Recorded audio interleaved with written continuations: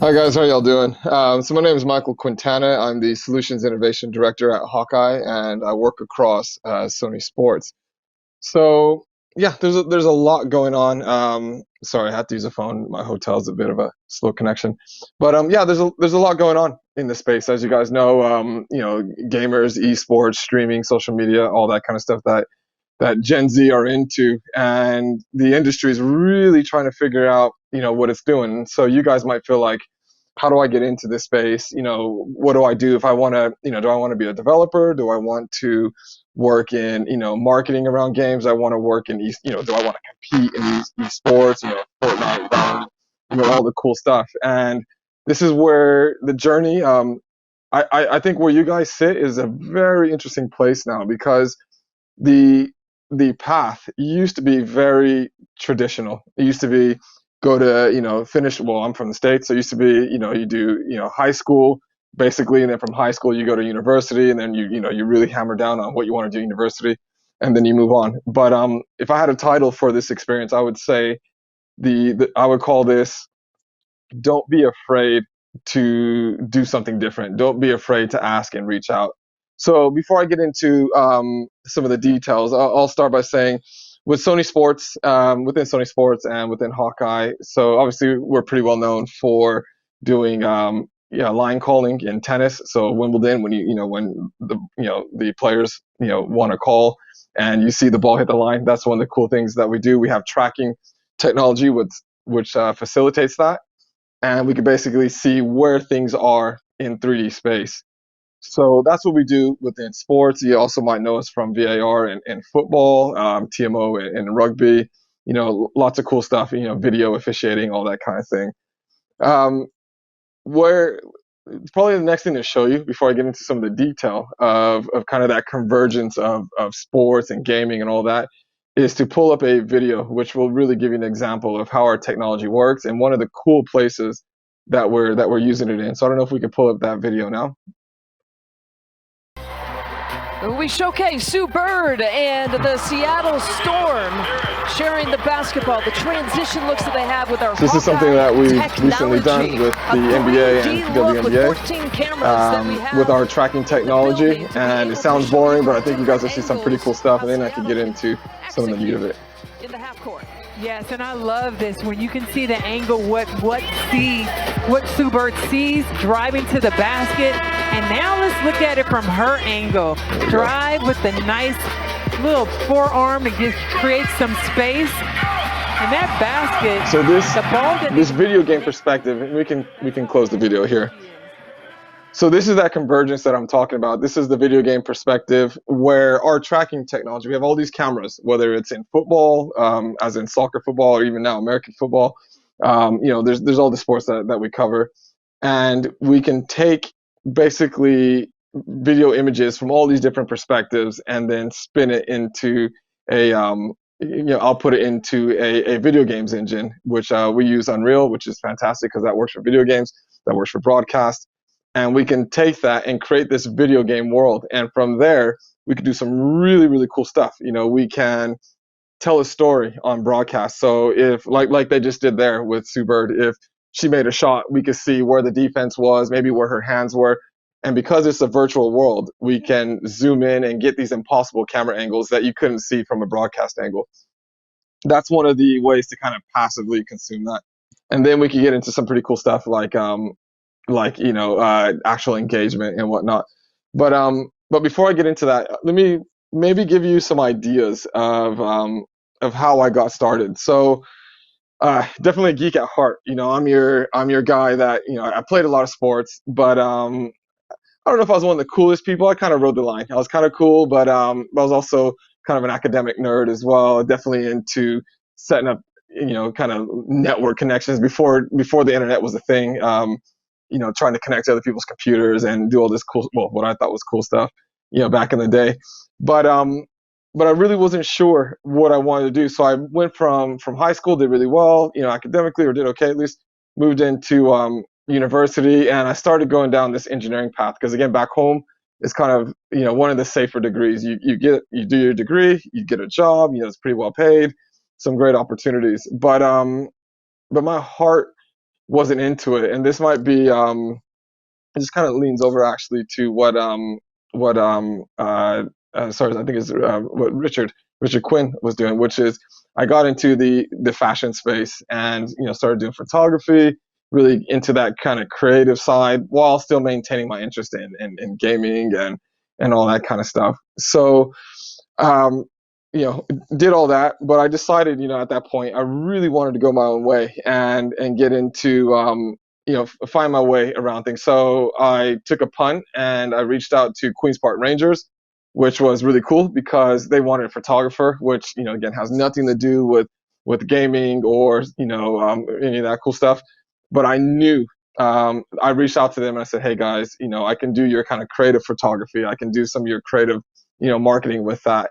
And I put myself in the mix. And this is all very unofficial. I was doing the photography, but I knew by being in that space, I was able to be around a lot of the right people, and this is where kind of not being afraid to, to ask, or not being afraid to reach out and to, to take a chance on something new really came into play. So I end up working with, Rio Ferdinand. Actually one of the cool things, he called me up one day, asked me to come do come party with them. I shot some stuff for about an hour, and then I got to actually hang out with him. Which, being an American, I was just at the point where where I knew football enough to to understand who he was, and I was amazed that he called me. Got introduced to a lot of the right people, and from there, from doing photography, I was doing some cool marketing with AirAsia. Kind of linking up some concepts and trying some things for them that they weren't really wanting to do officially through some of their marketing channels, but it gave me a lot of room and flexibility to do things. But again, met the right people, got to do my skills, but it was all in the creative space. From there, I went to Warner Music, and this is where I kind of got into the music, side of things and kind of creating concepts for shows and ideas. But all the while, I still had this kind of passion for gaming, esports, especially Rocket League. By the way, Rocket League's my jam. All my kids, they challenged me to Fortnite and Valorant, but Rocket League's my jam, and I have a 14-year-old son who I used to dominate him in Rocket League, and that's not the case anymore. But that's another story. So started doing stuff for Warner Music, and then decided, this is where I said, guys, sometimes it's worth taking a punt. So you can go the official university road and get into software development, and that's one way to get into it, is to kind of go down this official track. And there's more and more some great programs out there where you can do software development specifically for games, or do software development for other applications. So that was one way to go into it. But I wanted to kind of push on the more creative side of things. So I reached out to a couple of game companies. One of them is called Toxic Games, who made a game called Cube 2. So they're an independent game developer. And it was fantastic. They needed the help. At first, it wasn't very well paid, but it was a fantastic opportunity to get exposure. And this is one of the things that I can say. If you want to get into the games industry, definitely don't be afraid to reach out and to go on tools like LinkedIn. LinkedIn is your friend. I'm 43 years old, so kind of at the cusp of old enough before there was the internet and and that level of connectivity, but young enough where I know what's up. If you send me emojis, I'm going to know what they are. If you want to hit up Fortnite, I might blast you. I won't be getting any chicken dinners, but I'll know what I'm doing. And the same thing with Rocket League. But with with that opportunity, I was basically able to you kind of reach out with them and say, hey, can I work with you guys? Can I do something? And that's definitely an open path nowadays in getting into the games industry, is not being afraid to to reach out and call people. So LinkedIn, that's what I was getting at. LinkedIn is your friend. Back in the day, you had to go through somebody's secretary or know somebody, and of course, if you weren't a name or if you didn't have the right credentials, it was kind of like, I'll send you through, and your stuff went into the bin. But with LinkedIn, with tools like that, you can actually, it's an amazing time. You can literally reach out directly to the person that you want to speak to, and where you might think that, oh, they're really senior, they're they're high up, working for PlayStation Studios, or for whatever game studio you want to be a part of. It's easy to feel like, oh, they're too high, I don't want to reach out. But actually, these guys are looking for talent. A lot of them are older guys who need that injection of younger talent, and they're more than happy to connect. And once you connect on LinkedIn, you'll see that the minute you have that connection, you have a direct line to these guys, a direct line to these people, where you can ask questions, or you can say, hey, can I be put in touch, or can I come speak to you? Can I come see you? If you're developing your own stuff, which is another way to get into the industry, where you actually start developing your own things. Once you're learning, programming languages, you can make your own stuff and highlight that, as a portfolio. Being able to reach out to these guys and girls is something that you couldn't do back in the day. So don't be afraid to do that. Don't feel like, you might get some doors that get shut on you, but that's, that happens to everyone, and you have to kind of take that on the chin and move on. So yeah, from there, I got picked up working for Hawkeye, as I was saying, and we're at an interesting point, because now we're looking at that convergence of fashion and music, gaming, esports, and this is where my job really comes into play, because we're traditionally working with sports, sports federations, sports leagues, FIFAs and UEFA's and NBA's and NFL's and all these kind of guys.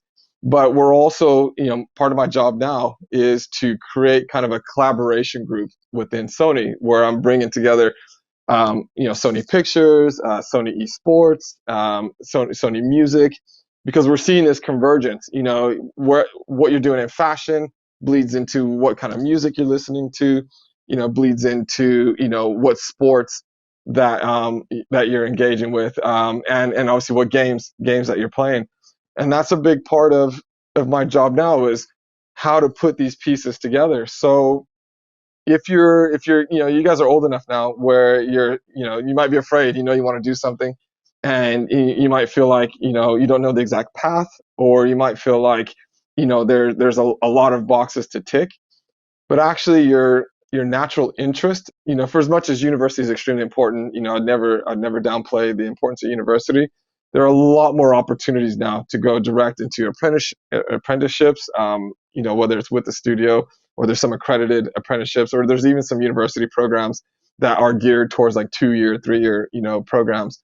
But it's an opportunity now where you guys have a lot of the answers. I can't tell. Hey, don't tell my boss this, by the way. But I look to my kids. I have a 14-year-old and a 12-year-old in particular. Plus, I have stepchildren who are also about the same age. And I can't tell you how many times I'm looking to them. Hey guys, what do you think of this? If you can play Fortnite, but you can watch a live event in Fortnite, live sports event. Switching from the game to watching a live sports event, interacting with it, like the Travis Scott stuff that you guys see in the Marshmello concerts, and then coming back into Fortnite and continuing your game. These are all things that you guys actually have the answers to. So you're a lot more valuable than you might feel. So like I said, don't be afraid to reach out and to get yourself in the mix. But yeah, a lot of amazing opportunities out there. I hope that kind of gives you guys a view of some of the things that we're working on. And I definitely can say, watch this space, because there's a lot of next gen engagement that's going to be coming out, where you're not just watching the sport, but you're interacting with it as well. So yeah, I hope that sheds some light. And if anybody has any questions, I'm more than happy to answer them.